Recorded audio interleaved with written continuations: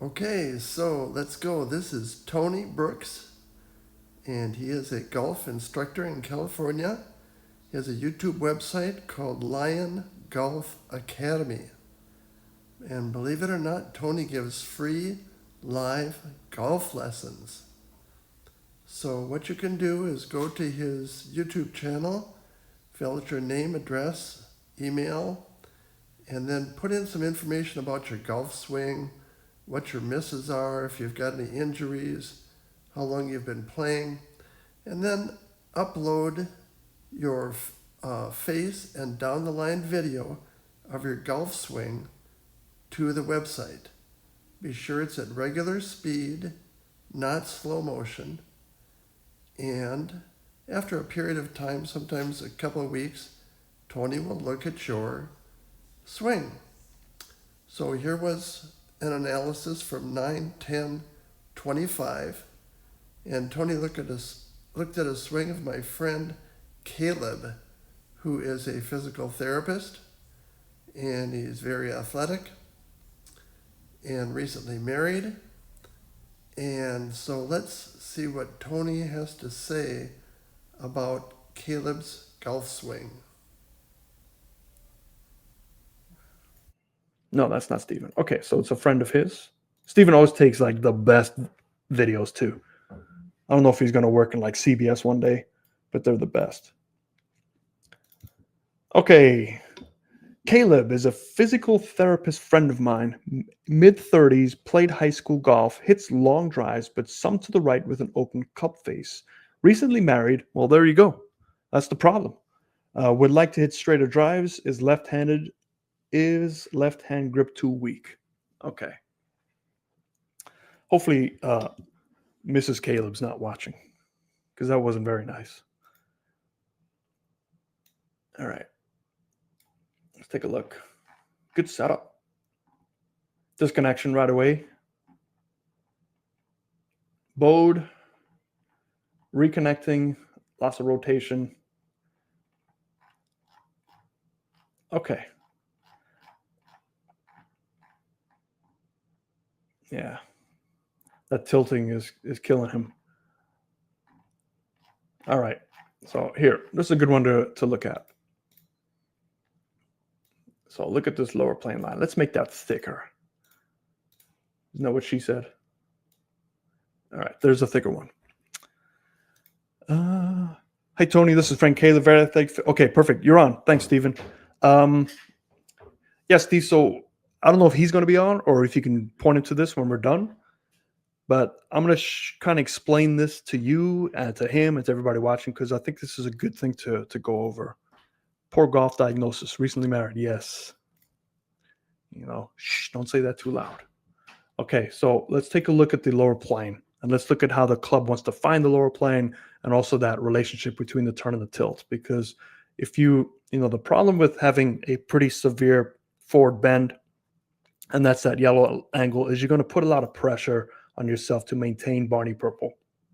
And Barney Purple is the shoulder tilt. So the shoulders would like to tilt around that spine perpendicular to keep things relative. Now, drivers, we lose a little tilt because we're swinging up, so that preloads the right tilt to swing down. So it's okay for the driver to lose a little bit. But anytime you're trying to hit down on a golf ball, and I see that tee is very low, so we're going to pretend that we're trying to strike down on this golf ball.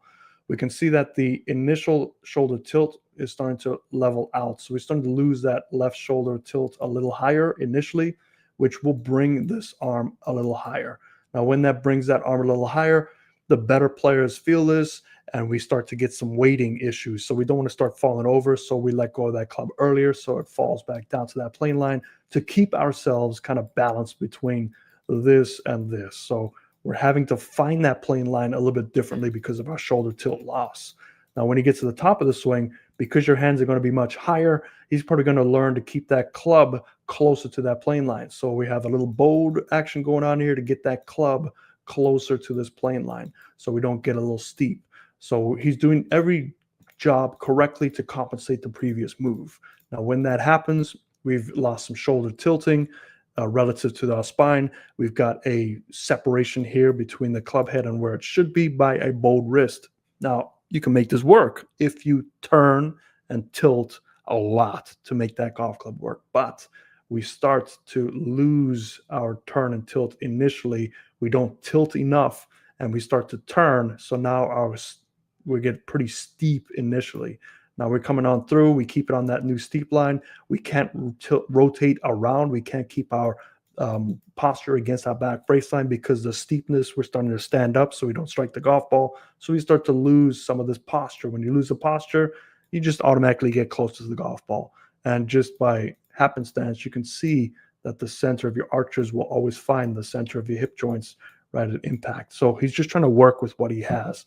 And then on the way through, we see that lower exit path because our hands are a little bit more engaged from that steepness. And then we finally get to the top of our follow through in our new spine angle. So there's that Barney Purple new spine angle. So with all those lines out the way, you can see that this is always a way to find, where do things go off right away based on your setup, and how well do you compensate for that? And the most important compensation is your sequencing. So if you get to the top of the position in an unusual position and you sequence correctly, hey, you've made it work. Keep doing it. There's nothing wrong with it. No need to change it. But if your sequencing is causing some pretty severe misses, that's where you have to just take a step back and adjust some things. So if this was my student, I'd be working on just a little bit taller of a setup. So we see his natural impact position is more here. So that's kind of where his natural position would be. Now, obviously, he's making room for stuff, but I think I'd just start him off in this posture here as opposed to that posture, because this posture puts more pressure on you to keep that tilting. And if you're in your 30s, it's not going to get easier. It's going to get harder as you age to keep that tilting down because it puts a lot of pressure on your left side. So you start him a little bit taller. That puts less pressure on his shoulders to remain perpendicular.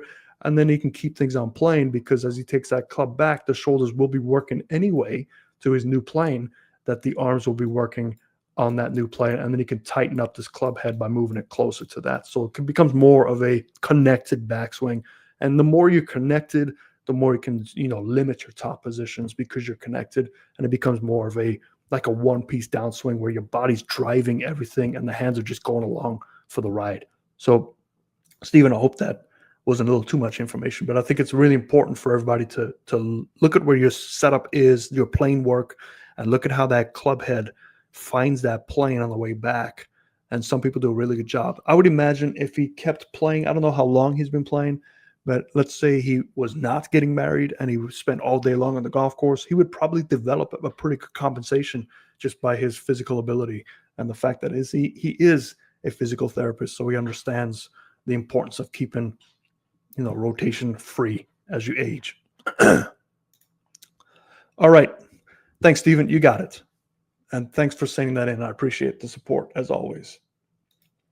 Okay, let's do one more.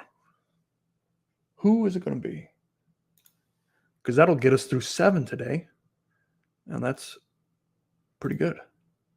So we've done 13. Okay, so thanks to Tony for that swing analysis. This is Stephen Vig in San Antonio, Texas. And send in your videos so you can be analyzed as well.